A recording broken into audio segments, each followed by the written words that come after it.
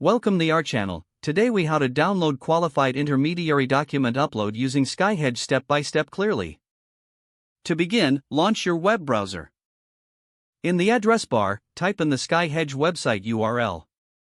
Press the Enter key to navigate to the home page. Once on the home page, locate the login section. Enter your username and password in the respective fields. Click on the login button to access your account. On the dashboard, look for the Document Upload section.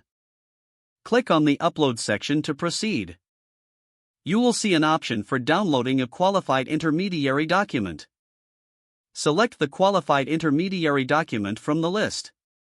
Click on the Download button next to the document. A prompt may appear asking you to confirm the download. Click on Confirm to initiate the download process. The document will begin downloading to your device. Once the download is complete, locate the downloaded file. Open the file to verify its contents. If the document meets your requirements, you can save it to your preferred location.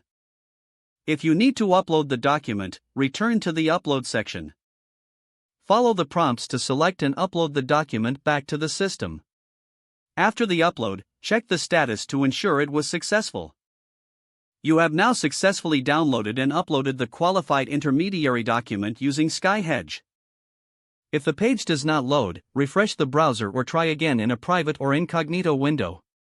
Make sure you are using the correct email address, then retype it carefully to avoid small typos. If your password is not accepted, use the reset option and create a new strong password you can remember. Check your spam folder for verification or security emails, then complete any requested confirmation steps. Enable two-factor authentication if available to improve account security and reduce unauthorized access risk.